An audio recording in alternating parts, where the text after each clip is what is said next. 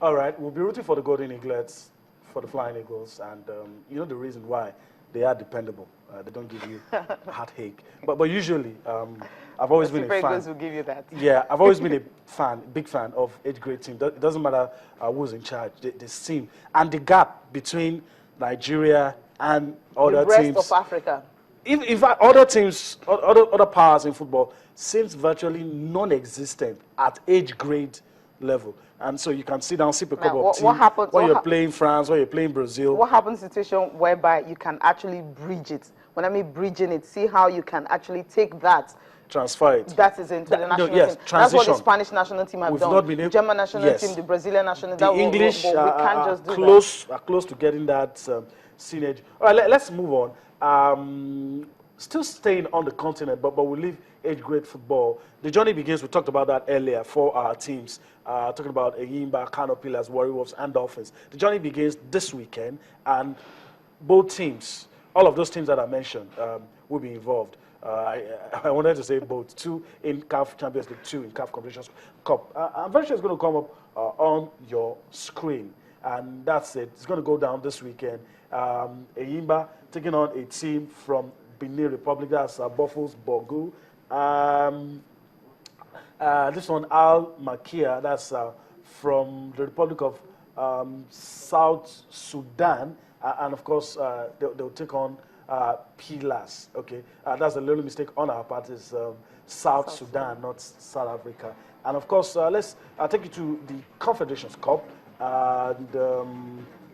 Well, Bobo Dioulasso, that's the team that will take on Warri Wolves. I'm very sure it's going to come up on your screen any moment from now. Okay, that's it. Bobo Dioulasso from Burkina Faso take on our own Warri Wolves.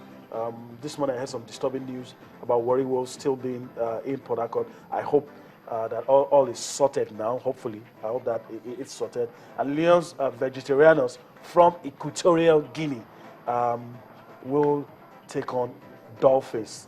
That's also a little mix-up on our part. That's not Pillars, that's Dolphins from Nigeria. So interesting ones. I mean, these teams have to play before you judge them. So we'll wait till after the first leg, then we'll see how far our teams can go. And your Kano Pillars, of course, perennial CAF Champions League campaign, because they're always there, but they've not really shown what they can do at home. They've not shown it at the continent. That's something I'm afraid of. But this season, we're just hoping that they can actually do something better, because the Super 4 of the Nigerian football season tournament, Super 4, extended Super 4, that actually gave them the urge to prepare. Because the fact that the league is not on, you feel the players precisely they may not be that fit for it. But the Kano Pillars have actually gotten a top striker, Christian Obiozu, who just joined them. He has scored 5 goals in the pre-invitational tournament, and they went tour of Accra, Ghana. You know, precisely Accra Heart of Oaks. They played them. It ended 2-2. Obiozu was one of those guys who scored. So when you have a striker like that, you feel okay. Going away from home, they can at least get a result from there. So that when they come home, at least it will just be more like a walkover for them. But for Warri Wolves, well, I don't know. They keep going to the Confederations Cup. This will be the 4th time they're going. And now look at their past 3 records. 2004 last season to second round. 2012 second round. 2010 was their best outing, and that was when they got to the round of 16. And you look at Warri Wolves, what really can they do? And their performance at the Super 4 was really awful. So that's really not something you can take away. Enyimba, of course, talk about internal crisis and all that. Money not being paid. But if you look at Enyimba, come on, it's the biggest club in Nigeria, so to speak, because of their exploits, 13 years ago, winning the CAF Champions League back-to-back. Since that time, they seem to have gone down, and even losing the league to Kano Pillars twice runner-up. And when it gets to the continent level, it's not always there. So I keep asking, is it that the league is not really as big as we think, or you have other leagues from other African countries bigger than our own league? Because when you look at your champions, I mean, you feel, oh, Enyimba, they've arrived, these are the former champions and all that, they can at least get to the Let's hope they get it right. Let's hope they get it this right. time around. You might be wondering, all of this is coming from Cecilia, even before those guys have kicked the ball in any of these competitions. But let's wait and see. And most Nigerians have really become skeptics because of what happened in Nigerian football. Well, let's go on a break and just, just cool down a little and take you to the English Premier League, because that's where we're going next. We're going to England, not necessarily the English Premier League, but we're going to England. We'll take you to one of the matches played this midweek. Manchester City beating Stoke. Of interest to us is our own Victor Moses. Let's allow you to enjoy this for some few minutes. Then we'll come back and look at the League Cup final going down this weekend. Of course, the English FA Cup as well. And if time permits, we'll spare a thought for what is going on in the world of tennis. That's in Rotterdam. John Skin.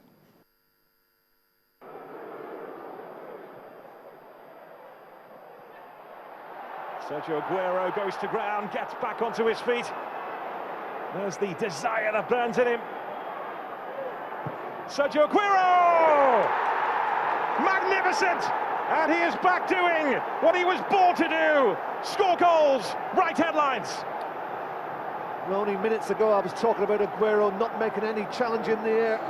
On this occasion, he does make the challenge and he gets the rub of the green. The ball at his feet, one-on-one. It's a brilliant finish.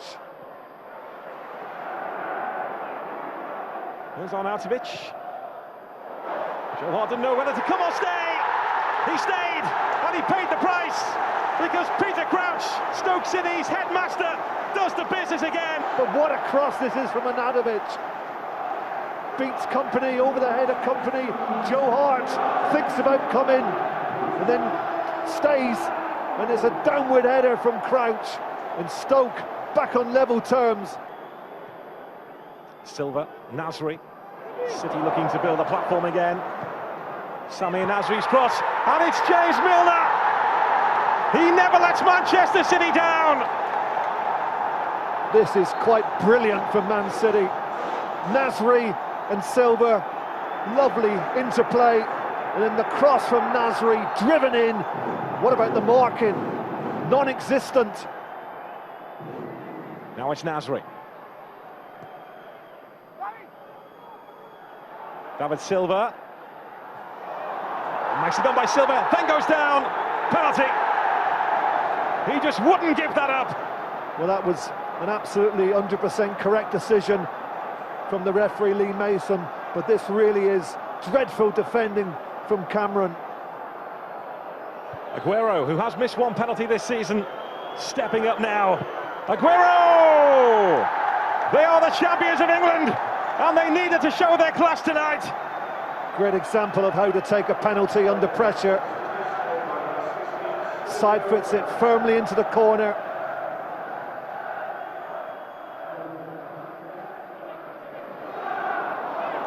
Samir Nasri, foot down on the gas. Nasri! Perfect! Manchester City are owning this pitch. Well, if you don't get tighter with this... I like it when football clubs overcome their bogey teams. You know, anytime Manchester City is playing Stoke, or Stoke is playing Arsenal, you're afraid that... But of course, it was a victory there for the champions, Manchester City, 4-1 victory over Stoke. And, well, a little bright spot for us as Nigerians. We saw Victor Moses. He's back in action, and we hope that he gets to improve and, well, gets a recall into the Super Eagles. All right, Cici, let's stay with England. League Cup final, that's Captain One Cup final. And I'm not going to ask you who's going to win, Okay. but I'm going to ask you what both sides need. That's it on your screen. London derby of some sort. Chelsea take on Tottenham. Let's start with Chelsea. I'm very sure you see the pictures, you see the players now coming up on your screen.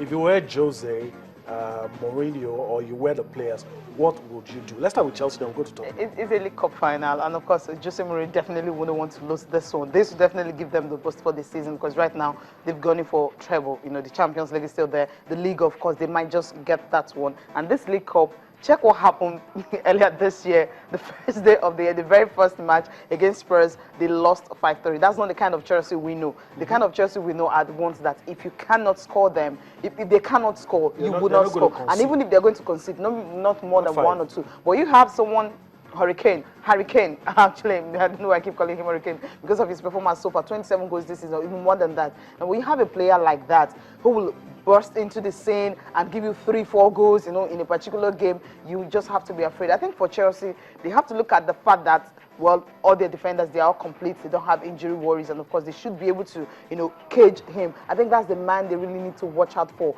Tottenham Hotspur. When he's scoring and when he's at his best, because of his power and the pace and all that, it's difficult to actually hold this man. Okay. Remember the way actually disgraced Ivanovic and the likes, and maybe that's why someone like Gary Cahill is not really playing consistently now because of that last time. Game. Yes, of that and game. Thibaut Courtois as well. Courtois also, they now have a Petr Cech coming in. But I think maybe we're just might even want to use a Petr Cech because check his performance so far. It's been really awesome. Forget the fact that there was actually rumor beginning of the season that he was going to leave. Okay. But for Spurs, well, it's going to be, okay, I won't predict, but it's going to be a very, very difficult League Cup final. But I don't see, well, Jose Mourinho wanting to lose to Spurs again after what happened beginning of the year. Okay, let's go to the FA Cup, that is, quarterfinal appearance, and some interesting matchups in that one. That's going to go down this weekend as well.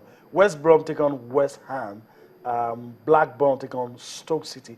Derby County take on Reading. Crystal Palace take on Liverpool. These are some of the fixtures for you. Of course, still coming up, Aston Villa take on Leicester. Bradford take on Sunderland. Arsenal take on Middlesbrough. Of interest to us is our own Kenneth Omero. If he gets to play, we'll be keeping our eyes on that one. And Preston North End take on Manchester United. All right, so that's the FA Cup for you. Quickly, as we wrap things up, Cecilia, let's talk about what's going down in Rotterdam. The top four seeds have progressed to the quarterfinal. So what is that telling you? What does it look like? It's going to swing. Is it going to swing Murray's way? Murray is the top seed in this one. Wawrinka is still there. Thomas Berdych is still there. Milos Raonic is still there. And Murray is still there. Now, looking at Thomas Berdych, defending champion, I'm looking at Wawrinka, who could not, you know, defend his Australian Open title, and of course he has gone down the pecking order in the world ranking.